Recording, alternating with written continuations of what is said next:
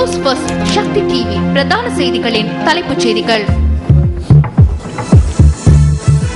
வணக்கம். News first பிரதான செய்திகள். நாட்டில் இன்றும் இடம்பெற்ற முக்கிய சம்பவங்களின் தலைப்புச் செய்திகள். அடையாளம் தெரியாத நபர் மோட்டார் சைக்கிளில் தன்னை பின்தொடர்வதாக சட்டத்தரணிகள் சங்க தலைவர் போலீஸ் நிலையத்தில் முறைப்பாடு. முதலமைச்சர்களுடன் ஜனாதிபதி நடத்தும் சந்திப்பில் கலந்து கொள்ளவில்லை என முதலமைச்சர் CV விக்னேஸ்வரன் சபையில் அறிவிப்பு. காணி அபகரிப்பிற்கு எதிர்ப்பு தெரிவித்து யாழ்ப்பாணத்தில் கண்டன ஆர்ப்பாட்டம். பஸ்தியான் வீதியின் நேரக்காப்பாளர் தொடர்பில் போக்குவரத்து ஆணைக்குழுவிற்கும் மேல் மாகாண போக்குவரத்து அதிகார சபைக்கும் இடையில் முறுகல். இது பற்றிய விரிவான தகவல்கள் மற்றும் மேலும் பல உள்நாட்டு வெளிநாட்டு விளையாட்டு செய்திகளோடு கலையகத்தில் ரியாஸ் ஹாரிஸ் மற்றும் தாரணி தங்கராஜா. நன்றி ரசூல். வணக்கம். வணக்கம். நீங்கள் இணைந்து கொண்டிருப்பது நியூஸ் ஃபர்ஸ்டின் பிரதான செய்திகளுடன். முதலில் உள்நாட்டு செய்திகள். எங்களை மதித்திருக்கலாம், எங்கள முதலமைச்சர் கொடுத்த வாக்கை காப்பாற்றி இருக்கலாம். கவலையை இந்த சபை பதிவு செய்கிறது. நாங்கள் வேதனைப்படுகிறோம். எங்களுடைய விருப்பு நிராகரிக்கப்பட்டிருக்கிறது என்பதை பதிவு செய்கிறோம். யாழ் வீரசிங்கம் மண்டபத்தில் இன்று கண்டன கூட்டம் ஒன்று இடம்பெற்றது. இடம்பெயர்ந்த மக்கள் மீள்குடியமர்த்தப்பட வேண்டும் மற்றும் பல்வேறு பிரச்சினைகளை அடிப்படையாக வைத்து இந்த கூட்டம் இடம்பெற்றது.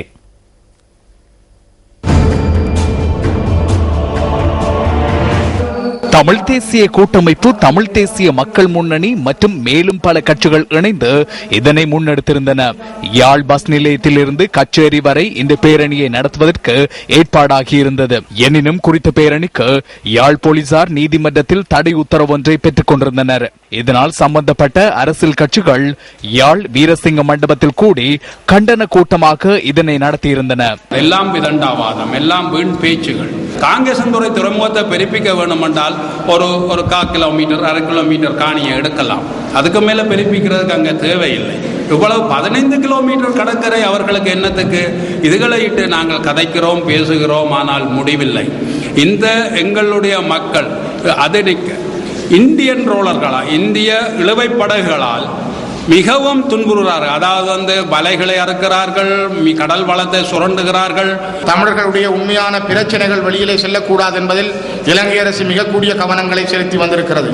அதனுடைய ஒரு கட்டம்தான் இன்று யாழ்ப்பாண மண்ணிலே நடைபெற இருந்த இந்த போராட்டத்தை நீதிமன்றத்தை கொண்டு அவர்கள் தடை செய்ததனுடைய உள்நோக்கம். ஆனால் இந்த போராட்டத்தை அவர்கள் தடை செய்ததுதான் எங்களுக்கான ஒரு பெரிய வெற்றி என்பதை நாங்கள் இந்த இடத்திலே எடுத்துக்கொள்ள வேண்டும். ஏனென்றால் உண்மைகளை கண்டறிய வேண்டிய இலங்கை உண்மைகளை மறைக்க முனைகிறது. சிங்கள மக்களும் தமிழ் மக்களும் உண்மைகளை பேச நினைக்கிற பொழுது, அவர்கள் உண்மைகளை புரிந்து கொள்ள முனைகிற பொழுது, சிங்கள அரசாங்கம் தன்னுடைய அந்த இனவாதங்களை ஒரு மூலதனமாக வைத்து அரசியல் செய்வதற்காக இந்த நிலையை தன்னுடைய சட்டங்களின் ஊடாக நடைமுறைப்படுத்த முனைகிறது. இலங்கை தமிழர்களுக்கும் சிங்களவர்களுக்கும் இடையில் புரிந்து கொள்ளப்பட முடியாத, இட்டு நிரப்பிட முடியாத அதள பாதாளமான இனப்பிரச்சனை இங்கு புரையோடி போயிருக்கிறது. கடந்த 70-80 ஆண்டுகளுக்கு மேலாக தமிழர்களுக்கு இருக்கிற பிரச்சனைகளை சிங்கள மக்கள் புரிந்து கொள்ளக்கூடாது என்பதில் சிங்கள தேசத்தில் இருக்கின்ற ஆட்சி செய்கின்ற ஆட்சியாளர்கள் எப்பொழுதும் அதில் மிக உறுதியாக இருக்கின்றார்கள். தமிழர்கள் இந்த மண்ணிலே துப்பாக்கி முனையிலே தங்கள் கருத்துக்களை சொல்ல முடியாது, மௌனமாக்கப்பட்டிருக்கிறார்கள். தங்கள் துன்பங்களை சொல்ல முடியாது, இராணுவ போலீசின் துப்பாக்கி முனையிலே அவர்கள் மௌனமாக இருக்கிறார்கள். அந்த மௌனத்தின் ஒரு அடையாளம் தான் இன்று நாங்கள் இந்த மண்ணிலே உங்களோடு சேர்ந்து உண்மைகளை சொல்ல முடியாது இன்று அடைக்கப்பட்டிருக்கிறோம் என்ற செய்தி கூட அதுதான். வடக்கு கிழக்கு மாகாணத்தில் 84,000 விதவைகள் போருக்கு பிற்பாடு இருப்பதாக அரசாங்கத்தினுடைய புள்ளி விவரம் கூறுகின்றது. இது எங்களுடைய புள்ளி விவரம் அல்ல. 84,000 இளம் விதவைகள் என்று சொல்லி சொன்னால் 84,000க்கு மேற்பட்ட மக்கள் அல்லது திருமணம் முடித்தோர் அங்கு கொல்லப்பட்டிருக்கிறார்கள் என்பதுதான் அதனுடைய கருத்து. அந்த 84,000 பேருக்கு இந்த அரசாங்கம் ஏதாவது ஒரு உதவியை, அவர்களுக்கு ஒரு ஏதாவது ஒரு வாழ்வாதாரத்தை இந்த அரசாங்கம் உருவாக்கி இருக்கிறது என்றால் எதுவுமே கிடையாது. இராணுவத்தில் தங்கி இருப்பவர்களாக அவர்கள் மாற்றப்பட்டுக் கொண்டிருக்கின்றார்கள். ஏறத்தாழ 50,000க்கு மேற்பட்டோர் மீள குடியேற வேண்டி இருக்கின்றது. இதில் மிக பெரும்பான்மையானவர்கள் மீனவ சமூகத்தை சேர்ந்தவர்கள். அவர்களது உழைப்பு, அவர்களது வாழ்க்கை கடலுக்கு சென்றால் மாத்திரம்தான் உண்டு என்பதுதான் அவர்களுடைய நிலைமை. ஆனால் அந்த காணிகள் யாவும் அரசாங்கம் இப்போது தனது உடைமை என கூறுகின்றது. இந்த மீனவ மக்கள் காட்டில் போய் குடியேற முடியாது, அங்கு மீன் பிடிக்க முடியாது. ஆகவே அவர்கள் தமது சொந்த பூமிக்கு போய்த்தான் அவர்கள் வாழ வேண்டும். 6300 ஏக்கர் காணி அவர்களுக்கு சொந்தமான காணி. இந்த போராட்டத்திற்கு அஞ்சி மக்கள் திரண்டு வீதிக்கு வந்து போராடுகின்ற நிலைமை நாளுக்கு நாள் அதிகரித்துக் கொண்டு சென்றால் அது அந்த மக்களை பலப்படுத்தும். போராட்டங்கள் ஊடாக தங்களுடைய உரிமைகளை பெற்றுக்கொள்ள முடியும் என்கின்ற ஒரு நம்பிக்கை அவர்களுக்கு ஏற்படுத்தும் என்கின்ற ஒரு அச்சம் காரணமாக ஒரு சிலரை விலைக்கு வாங்கி, எங்களுடைய சமூகத்திற்குள் இருக்கக்கூடிய ஒரு சிலரை விலைக்கு வாங்கி அந்த குலத்தை கெடுக்கும் கூடரை காம்புகள் என்று சொல்லக்கூடியவர்களை தங்களோடு வளைத்து போட்டுக்கொண்டு சில உண்மைக்கு புறம்பான சில காரணங்களை முன்வைத்து இந்த போராட்டத்தை தடை செய்வதற்கான நடவடிக்கைகளை ஏற்படுத்தியிருந்தது. வடமாகாண சபையின் 12வது அமர்வு இன்று நடைபெற்றது. வடமாகாண சபையின் இன்றைய அமர்வுகள் அவைத்தலைவர் CVK சிவஞானம் தலைமையில் இன்று முற்பகல் ஆரம்பமாகின. இதன்போது 3 பிரேரணைகள் சபையில் சமர்ப்பிக்கப்பட்டு அவை ஏகமனதாக நிறைவேற்றப்பட்டதாக எமது செய்தியாளர் தெரிவித்தார். அத்துடன் வடமாகாண ஆளுநரின் அங்கீகாரத்திற்காக அனுப்பி வைக்கப்பட்டுள்ள நிதி நியதி சட்டம் தொடர்பான அறிவிப்பை ஓரிரு தினங்களில் அறிவிக்க உள்ளதாக வடமாகாண ஆளுநர் எழுத்து மூலம் இன்று சபைக்கு அறிவித்துள்ளார். வடமாகாண ஆளுநரின் இந்த அறிவிப்பு அடங்கிய கடிதம் அவைத்தலைவரினால் சபையில் இன்று வாசிக்கப்பட்டது. இதேவேளை வடமாகாண ஆளுநராக மேஜர் ஜெனரல் GA சந்திரஸ்ரீ மீண்டும் நியமிக்கப்பட்டுள்ளமைக்கு வடமாகாண சபையில் இன்று கவலை தெரிவிக்கப்பட்டுள்ளது. 38 உறுப்பினர்கள் இருக்கக்கூடிய இந்த கௌரவ அவையிலே 30 உறுப்பினர்கள் இன்றைக்கு நியமிக்கப்பட்டிருக்கக்கூடிய கௌரவ ஆளுநர் அவர்களை கடுமையாக எதிர்க்கிறார். எங்களுடைய மாகாணத்தை சார்ந்த ஒருவரை ஆளுநராக நியமிங்கள் என்று கேட்கவில்லை. எங்களுடைய மொழியை பேசுகின்ற ஒருவரை ஆளுநராக கட்டாயம் தாருங்கள் என்று கேட்கவில்லை. மிக பெரிய விட்டுக் கொடுப்புகளோடு சாதாரணமாக ஒரு பெரும்பான்மை இனத்தை சார்ந்தவரை நியமியுங்கள், பரவாயில்லை. உங்களுடைய மொழியை பேசுகின்றவரை நியமியுங்கள், அது கூட பரவாயில்லை. உங்களுடைய சமயத்தை பின்பற்றுவரை நியமியுங்கள், அது கூட பரவாயில்லை என்றுதான் நாங்கள் கேட்டோம். இந்த ஆக குறைந்த ஒரு கோரிக்கையை கூட நிறைவேற்றுகிறேன் என்று சொன்ன ஜனாதிபதி அதற்கு பிறகு நிறைவேற்றாமல் இருக்கிறார். மேல் நியமனமானது வடக்கினுடைய ஒட்டுமொத்த மக்களுடைய ஆணையையும் அலட்சியம் செய்கின்ற மிக கீழ்த்தரமான ஒரு அநாகரிகமான அரசியல் விடயமாக நான் பார்க்கிறேன். ஜனநாயகத்தை இழிவுக்குள்ளாக்குகின்ற ஒரு விடயமாக பார்க்கிறேன். இந்த வகையில் ஜனாதிபதி ஆளுநரை மேல் நியமனம் செய்ததை இந்த சபை கண்டிக்க வேண்டும் என்று நான் கேட்டுக்கொள்கின்றேன். முதல்வர் அவர்கள் இந்த சபையின் சார்பில் நேரடியாக ஜனாதிபதியிடம் சென்று பேசிய போது அவருடைய காலம், அவருடைய பதவிக்காலம் முடிவுற்றதும் இது புதிய ஆளுநரை நீங்கள் கேட்டுக்கொண்டபடி நியமிப்பதை நான் பரிசீலிக்கிறேன் என்று ஒரு சாதகமான பதிலை அவர் கூறியிருந்தது எல்லோருக்கும் தெரியும். முதல்வருக்கு இந்த வாக்குகளை கொடுத்திருக்கிறார், சர்வதேச சமூகத்துக்கு அது தெரியும். இதை மிக சர்வசாதாரணமாக அலட்சியம் செய்திருக்கிறார். பரலல் கவர்மெண்ட் ஒன்றை நடத்துகின்ற விதத்தில் அவர் செயற்பட வேண்டும். அந்த வகையில் வடக்கு மாகாண அரசை முடக்கி எதிர்வரும் காலங்களில் அவர் அரசியல் உள்நோக்கத்துடன் இது செயற்பட்டதாகவே நான் கருதுகின்றேன். 13ஆம் திருத்த சட்டத்தில் ஆளுநருடைய நியமனம் முழுக்க ஜனாதிபதியினுடைய வரம்புக்குட்பட்டது. ஆனால் அந்த ஆளுநரை நீக்குவதற்கு சபையால் கோரிக்கை விட முடியும், அதுக்கு முறைமை இருக்கின்றது. அதுக்குன்னு அரசியல் 13ஆம் திருத்த சட்டம் 154க்கு கீழே ஆளுநர் பிழையானவராயிருந்தால், அவர் தவறுவிட்டவராக இருந்தால், அரசியல் அமைப்புக்கு புறம்பாக நடக்கிறவராயிருந்தால், அவர் ஊழல் செய்பவராயிருந்தால் அவரை நீக்குவதற்கு சபையில் பிரேரணை கொண்டு பிரேரணை நிறைவேற்றி நான் கூறியிருந்தேன், நீங்கள் ஆதாரத்துடன் கொண்டு வருவீங்கள் என்றால் நாங்களும் அதற்கு ஒத்துழைப்பு வழங்குவோம் ஆதாரத்துடன். ஆனால் அந்த நடைமுறையை நீங்கள் இதுவரை செய்யவில்லை. நாங்கள் இந்த ஆளுநரை மாற்ற வேண்டும் என்று ஒரு தீர்மானத்தை எந்த சந்தர்ப்பத்திலும் கொண்டு வரவில்லை. ஏனென்றால் நீங்கள் சொல்லுகிற உறுப்புரை 154B24A சம்பந்தமாக தெளிவாக எங்களுக்கு அறிவிருந்தது. அதே போல மாகாண சபை சட்டத்தினுடைய 18வது பிரிவு சம்பந்தமாக இருந்தது. எங்களுடைய முதலமைச்சர் உட்பட நாங்கள் எல்லோரும் ஒரு நம்பிக்கை வைத்திருந்தோம். ஒரு புதிய ஆளுநர் சிவில் சமூகத்தை சேர்ந்தவர், எந்த இனம் சார்ந்தவராக இருந்தாலும் நியமிக்கப்படலாம் வேண்டும் என்று எங்களுடைய கோரிக்கை பரிசீலிக்கப்பட வேண்டும் என்ற ஒரு எண்ணம் எங்களுக்கு இருந்தது. அந்த ஆதங்கத்தை தான் நாங்கள் இப்பொழுது பிரதிபலிக்கிறோம். ஆனால் ஒரு ஜனநாயக விழுமிய நாட்டிலே ஒரு ஒட்டுமொத்தமாக நாங்கள் ஒரு இராணுவ பின்புலம் இல்லாத ஒருவரை நியமிக்க வேண்டும் என்பதுதான் எங்களுடைய கோரிக்கை. மாண்புமிகு முதலமைச்சர் அவர்கள் மந்திரி சபை கூட்டத்தில் பங்கு பெற்றுவதாகவும் வாக்குறுதி வழங்கப்பட்டதென்றும் அந்த செய்திகள் அதே தரப்புகளால் சொல்லப்பட்டது. நான் நினைக்கிறேன் அந்த வாக்குறுதியும் நிறைவேற்றப்படாததும் எல்லா விடயங்களிலும் அல்ல. வடக்கு மாகாண சபையும் இலங்கை அரசாங்கமும் எல்லா விடயங்களிலும் ஒத்துப்போவதென்றதல்ல, குறிப்பிடத்தக்க விடயங்களிலும் ஒத்துழைத்து போவதென்பதும் ஒரு முக்கியமான விடயம். இதுவரையில் அவ்வாறு கூட்டம் நடத்தப்படவில்லை.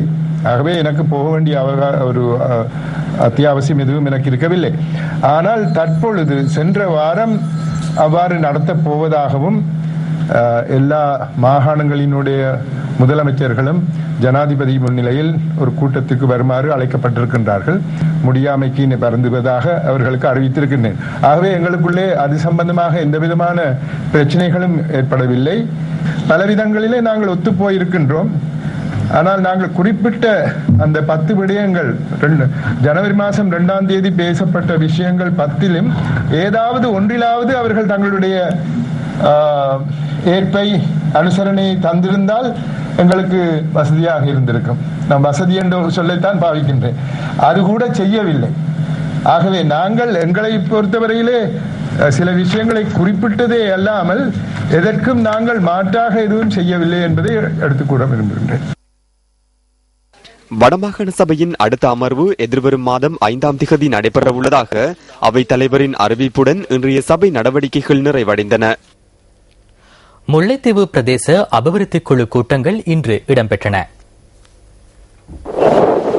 மாந்தி கிழக்கு, ஓட்டுசுட்டான், புதுக்குடியிருப்பு ஆகிய பிரதேசங்களில் இந்த முறை முல்லைத்தீவிற்கான பிரதேச அபிவிருத்தி குழு கூட்டங்கள் இடம்பெற்றன. இந்த கூட்டங்களில் சட்டவிரோத கருங்கல் அகழ்வு தொடர்பிலும், காணி தொடர்பான பிரச்சினைகள் மற்றும் மின் இணைப்பு வழங்காமை உள்ளிட்ட பல பிரச்சினைகள் தொடர்பிலும் விவாதிக்கப்பட்டதாக எமது செய்தியாளர் கூறினார். அமைச்சர் ரிஷாட் பதியுதீன் தலைமையில் நடைபெற்ற இன்றைய கூட்டத்தில் மாவட்ட பாராளுமன்ற உறுப்பினர்கள் உள்ளிட்ட பலர் கலந்து கொண்டிருந்தனர். இன்று எங்களுடைய அவை இங்கே கூடுகின்ற அதே தீகதியிலே முல்லைத்தீவிலே ஒட்டுசுட்டான், கரதரப்பேட்டு, பூக்குடியிருப்பு 3 பிரதேச பிரிவுக்கான இந்த குழு கூட்டங்கள் இன்றைக்கு நடக்கின்றன. அப்ப அந்த நேரத்திலே இந்த முல்லை மாவட்ட மாகாண சபை உறுப்பினர்களுக்கு அழைக்கக்கூடாத என்ற ஒரு கூடாது என்ற நிலைப்பாடு அங்கே இருந்தது. ஆண்டனி ஜெயநாதன் ஒரு மிஸ்டர் எம்ஆர் போடுறது கூட விஷயம் விளங்காத பிரதேச செயலாளர். இந்த கடிதங்கள் அடிக்கப்பட்டது 11ஆம் தேதி. ஆனா 9ஆம் தேதி எல்லா திணைக்கள தலைவர்களுக்கும் நிகழ்ச்சிகளோடு கடிதம் அனுப்பப்பட்டிருக்கின்றது. எங்களுக்கு சும்மா வந்து சும்மா இருந்துட்டு போகின்ற வகையிலே இந்த கடிதம் அனுப்பப்பட்டிருக்கின்றது. இந்த கடத்தலை பற்றி பிரதேச செயற்பாடுகள் மிக மோசமானது.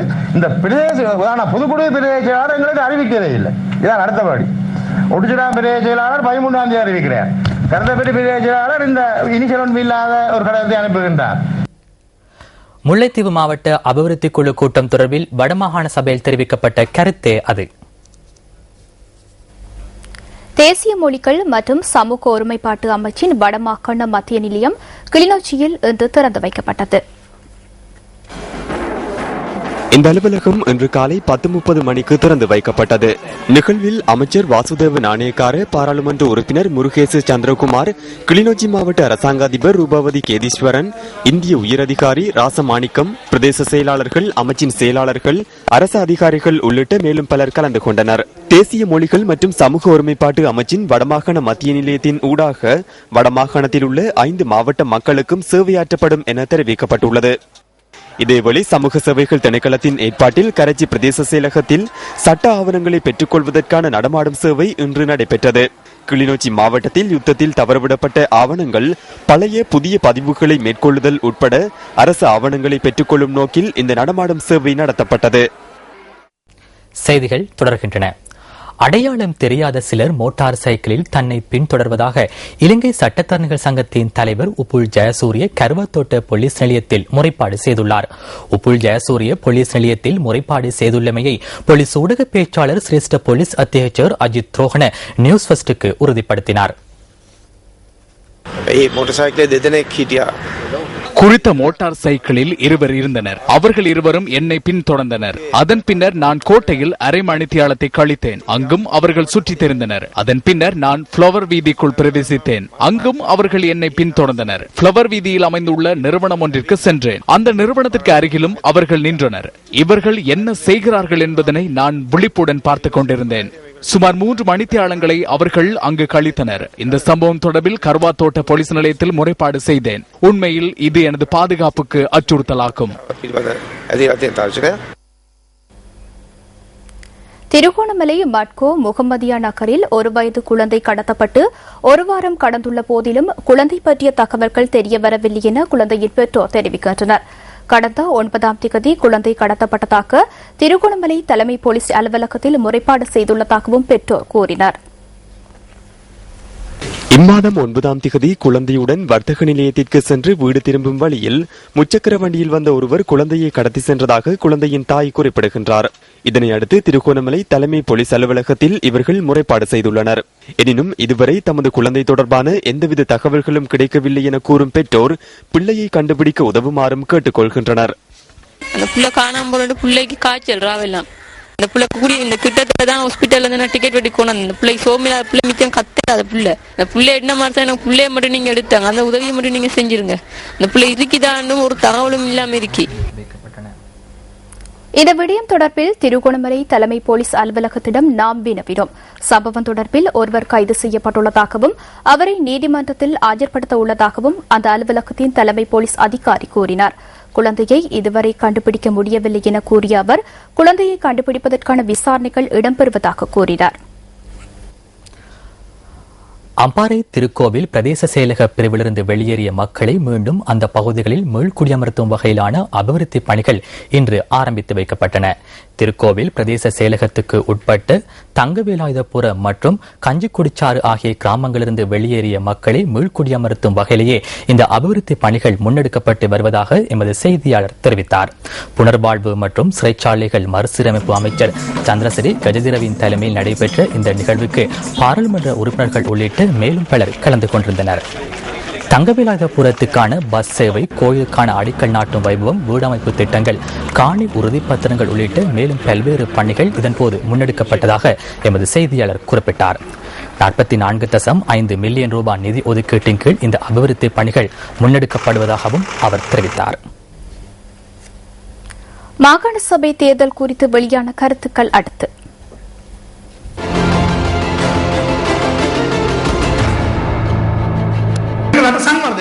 நாட்டை அபிவிருத்தி செய்கின்றனர். அவசரமாக கடன் வாங்க வேண்டிய நிலைமை ஏற்பட்டது. கடனை பெற்று மீண்டும் அதனை செலுத்துகின்றனர். அரசாங்கத்திற்கு அந்த நிலைமை ஏற்பட்டுள்ளது. புதிய யுகம் ஒன்றை உருவாக்குவதற்கு தேவையான கடனை பெற்றுக்கொள்ள வேண்டிய நிலைக்கு அரசாங்கம் தள்ளப்பட்டுள்ளது. நிர்வாகம், உரிய முகாமைத்துவம் ஆகிய இந்த நாட்டில் இன்று இடம்பெறுகின்றன. அதனை நாங்கள் ஏற்றுக்கொள்ள வேண்டும். உலக நாடுகளிடம் இலங்கை பல கோடி ரூபாய் கடனாக்கியுள்ளது. ஆண்டொன்றுக்கு 6,49,000 கோடி ரூபாய் கடனாக்கியுள்ளது. தனிநபர் ஒருவர் 9,50,000 ரூபாய் கடனாக்கியுள்ளார். சிறுவர்களின் பஞ்சாயத்தை அடகு வைத்து வாழ வேண்டிய நிலை தற்போது நாட்டில் ஏற்பட்டுள்ளது. இந்த நாட்டை அபிவிருத்தி செய்வதற்காக விசேட கடனை வாங்குகின்றனர். அதுவே எமக்குள்ள பிரதான குற்றச்சாட்டாகும். அனைத்து வேலைகளையும் கடனை பெற்றுக் கொண்டே செய்கின்றனர். துறைமுகம், விமான நிலையம், வீதி மற்றும் பாரிய திட்டங்களை நாங்கள் முன்னெடுத்துள்ளோம். அவற்றுக்காக கடனை பெற்றுக் கொண்டுள்ளோம். பாரிய தொகையொன்றை நாங்கள் பெற்றிருக்கின்றோம். அதனை நாங்கள் ஏற்றுக்கொள்கின்றோம். கடனை பெற்றுக்கொண்டு உணவை உண்ண முடியாது.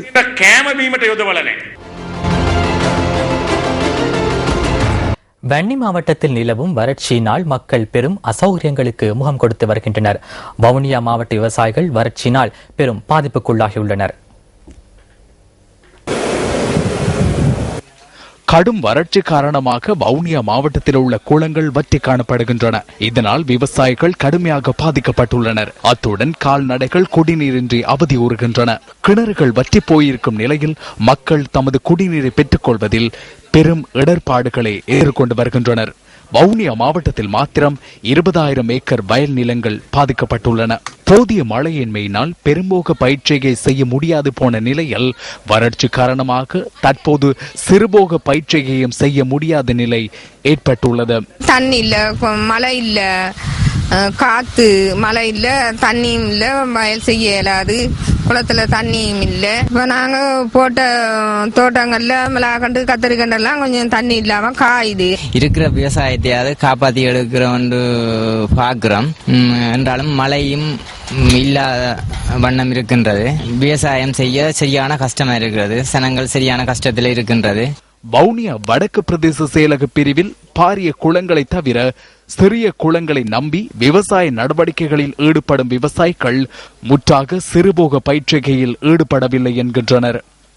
இதேவேளை தோட்டச் செய்கையாளர்களும் தமது விவசாய நடவடிக்கை பாதிக்கப்பட்டிருப்பதாக தெரிவிக்கின்றனர். வறட்சியால் வாழ்வாதாரம் பாதிக்கப்பட்டுள்ள தமக்கான நிவாரணங்களை பெற்றுத்தர சம்பந்தப்பட்டவர்கள் நடவடிக்கை எடுக்குமாறு கோரிக்கை விடுக்கின்றனர் வவுனியா மாவட்ட விவசாயிகள். இதேவேளை கிளிநொச்சி மாவட்டத்தில் அதிக வறட்சி நிலவும் காரணத்தினால் பிரதேச செயலகங்கள் மற்றும் பிரதேச சபைகள் ஆகியன இணைந்து மக்களுக்கான குடிநீரை விநியோகிக்க நடவடிக்கை எடுத்துள்ளன.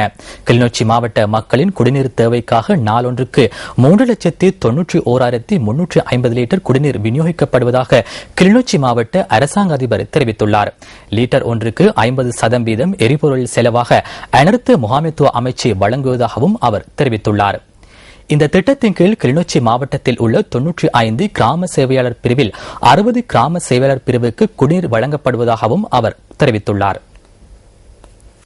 அனர்த்த மாவட்ட பிரிவின் ஊடாக பிரதேச சபைகளுக்கு நாங்கள் வழங்குகின்ற பொழுது சரியான கண்காணிப்பின் ஊடாகத்தான் அந்த நிதி வழங்கல் நடவடிக்கைகளை நாங்கள் மேற்கொள்வோம். அந்த வகையிலே அவர்களால் கொடுக்கப்படுகின்ற தரவுகள் சரியானவையா என்பதை அனர்த்த முகாமைத்துவ பிரிவின் ஊடாக நாங்கள் கண்காணித்து அந்த கிராம தகவல்கள் சரியானவை என்கின்ற பொழுது மட்டுமே நாங்கள் அவற்றை வழங்கக்கூடும். அப்படி இல்லாவிட்டால் அவை தொடர்பான திருத்தமான விடயங்களை பெற்றுக்கொண்டுதான் நாங்கள் நிதி வழங்க நடவடிக்கைகளை மேற்கொள்ளக்கூடியதாக இருக்கும். உங்கள் வாழ்க்கை எங்கள் செய்தி.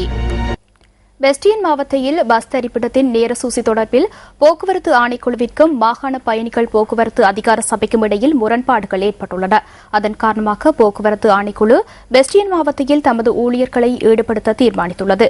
இதுகுறித்து மேலதிக தகவல்களை எமது அடுத்த பிரதான செய்தியில் எதிர்பாருங்கள். கடந்த 47 நாட்களாக பாதிக்கப்பட்டிருந்த எரிபொருள் விநியோக கட்டமைப்பு வழமைக்கு திரும்பியுள்ளது. எரிபொருள் விநியோக கட்டமைப்பு திருத்தப்பட்ட பின்னர் இன்று அதனை பார்வையிட செய்தியாளர்களுக்கும் சந்தர்ப்பம் வழங்கப்பட்டது. பெட்ரோலிய வளத்துறை அமைச்சர், இலங்கை பெட்ரோலிய கூட்டுத்தாபனத்தின் அதிகாரிகள் மற்றும் ஊடகவியலாளர்கள் இன்று காலை கப்பலில் இந்த பயணத்தை ஆரம்பித்தனர். கடந்த சில தினங்களாக அதிகம் பேசப்பட்ட எரிபொருள் விநியோக குழாய் கட்டமைப்பை பார்வையிடுவதற்காகவே இவர்கள் இந்த பயணத்தை ஆரம்பித்திருந்தனர். கொழும்பு துறைமுகத்திலிருந்து 10 கிலோமீட்டர் தொலைவிலேயே நாம் உள்ளோம். இலங்கைக்கு கப்பல்கள் மூலம் கொண்டுவரப்படும் எரிபொருளை விநியோகிக்கும் கட்டமைப்பே இது. கடந்த 47 நாட்களாக இதில் ஏற்பட்டிருந்த சேதம் காரணமாக விநியோக கட்டமைப்பு பாதிக்கப்பட்டிருந்தது. எனினும் தற்போது அது திருத்தப்பட்டு எரிபொருள் விநியோக செயற்பாடு ஆரம்பிக்கப்பட்டுள்ளது. மசகு எண்ணெய் குழாய் கட்டமைப்பை பார்வையிட்ட பின்னர் இவர்கள் சுத்திகரிக்கப்பட்ட எண்ணெய் களஞ்சியத்தையும் பார்வையிடச் சென்றனர். இலங்கையில் சுத்திகரிக்கப்பட்ட எரிபொருளை முதுராஜவல களஞ்சி சாலை வரை கொண்டு செல்லும் கட்டமைப்பின் ஆரம்ப இடமே இதுவாகும். இந்த கட்டமைப்பும் அண்மையில் பாதிக்கப்பட்டிருந்தது. இதன் பின்னர் பெட்ரோலிய வளத்துறை அமைச்சர் ஊடகங்களுக்கு இவ்வாறு கருத்து வெளியிட்டார். எரிபொருள் குழாய் கட்டமைப்பில் ஏற்பட்ட பாதிப்பு காரணமாக நாம் பெரும் சிரமங்களை எதிர்நோக்கினோம். பெரும் சிரமத்திற்கு மத்தியில் அதனை திருத்தியுள்ளோம். 5000 மெட்ரிக் டன் மசகு எண்ணெயை இறக்குமதி செய்து அடுத்த கட்ட நடவடிக்கைகளை முன்னெடுக்கின்றோம். எனவே நாளை முதல் சுத்திகரிப்பு நடவடிக்கைகளை ஆரம்பிக்க முடியும்.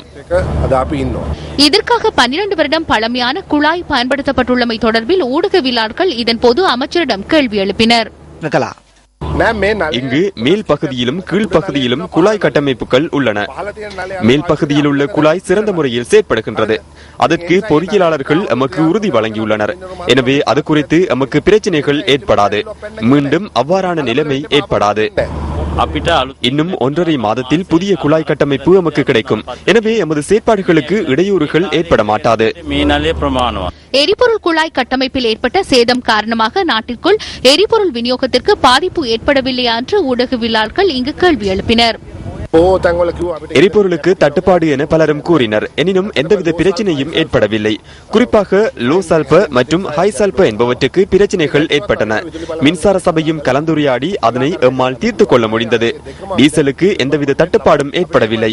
எமது கையிருப்பில் உள்ள எரிபொருள் தொடர்பில் கூடிய கவனம் செலுத்தியுள்ளமையினால் பிரச்சனைகள் ஏற்படவில்லை. எனினும் இறுதியில் இதன் சுமை மக்கள் மீது திணிக்கப்படாது என்பது தொடர்பில் உத்தரவாதம் வழங்குவீர்களா? குறிப்பாக இவ்வாறான பிரச்சனைகளின் போது அதன் இறுதி சுமை மக்கள் மீது சுமத்தப்படாத வகையில் செயற்படுகின்றோம். இதன் மூலம் எரிபொருளின் விலையை மக்களிடமிருந்து அறவிடும் செயற்பாட்டை நாம் ஒருபோதும் மேற்கொண்டதில்லை. எனவே எந்த வேளையிலும் எரிபொருளின் விலையை அதிகரிப்பது தொடர்பில் கவனம் செலுத்துவதில்லை.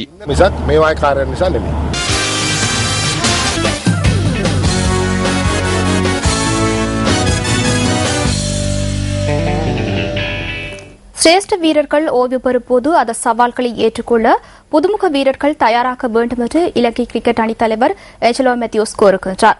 காலி சர்வதேச மைதானத்தில் இன்று நடைபெற்ற ஊடகவியலாளர் சந்திப்பில் அவர் இதனை தெரிவித்தார். இலங்கை மற்றும் தென்னாப்பிரிக்க அணிகளுக்கு இடையிலான 2 போட்டிகள் கொண்ட டெஸ்ட் கிரிக்கெட் தொடரின் முதல் போட்டி நாளை ஆரம்பமாக உள்ளது. இலங்கை மற்றும் தென்னாப்பிரிக்க அணிகள் காலி சர்வதேச மைதானத்தில் இன்று இறுதிக்கட்ட பயிற்சிகளில் ஈடுபட்டன. உபாதைக்குள்ளான தென்னாப்பிரிக்க வீரர் ஏபி டிவிலியர்ஸ் முதல் போட்டியில் களமிறங்குவார் என்று தென்னாப்பிரிக்க கிரிக்கெட் தகவல்கள் தெரிவிக்கின்றன. என்றாலும் அவர் விக்கெட் காப்பாளராக செயற்படுவாரா என்ற சந்தேகம் நிலவுகின்றது. டெஸ்ட் அரங்கிலிருந்து ஓய்வு பெற உள்ளதாக அறிவித்துள்ள மஹேல ஜெயவர்தனவும் இன்றைய பயிற்சிகளில் உற்சாகமாக இணைந்து கொண்டிருந்தார். காலி சர்வதேச மைதானத்தில் இன்னிங்ஸ் ஒன்றில் 237 ஓட்டங்களை குவித்துள்ள மஹேல ஜெயவர்தன இந்த மைதானத்தில் அதிக ஓட்டங்களை குவித்த 2வது வீரராகவும் திகழ்கின்றார். மஹேல ஜெயவர்தன எனும் வீரர் 15 வருட காலமாக இலங்கை அணிக்கு உச்சக்கட்ட சேவையை ஆற்றிய ஒரு வீரர் ஆவார். அவர் போன்ற வீரர்கள் அணிக்கு அத்தியாவசியமானவர்கள். என்றாலும் அவர் ஓய்வு பெறும் தீர்மானத்துக்கு வந்துள்ளார். அவரது வெற்றிடத்தை நிரப்புவது மிகவும் கடினமாகும். எனினும் அதனை நிவர்த்தி செய்ய வேண்டியதுதான் என் முன்னே உள்ள சவால். புதுமுக வீரர்கள் என்ற வகையில் சந்தர்ப்பத்தை சரிவர பயன்படுத்திக் கொண்டு அணியை தரமான நிலையில் நீடிக்க செய்ய நம்பிக்கை கொள்ள வேண்டும். இரு அணிகளுக்கும் இடையில் இதுவரை 20 டெஸ்ட் போட்டிகள் நடைபெற்றுள்ளதுடன் அவற்றில் தென்னாப்பிரிக்கா 10 போட்டிகளிலும் இலங்கை 5 போட்டிகளிலும் வெற்றி பெற்றுள்ளன. எஞ்சிய 5 போட்டிகள் வெற்றி தோல்வியின்றி முடிவடைந்துள்ளன. இதுடன் நியூஸ் ஃபர்ஸ்டின் 8 மணி பிரதான செய்தி நிறைவு பெறுகின்றது. நியூஸ் ஃபர்ஸ்டின் டுநைட் செய்தி 10:45க்கு எதிர்பாருங்கள். வணக்கம்.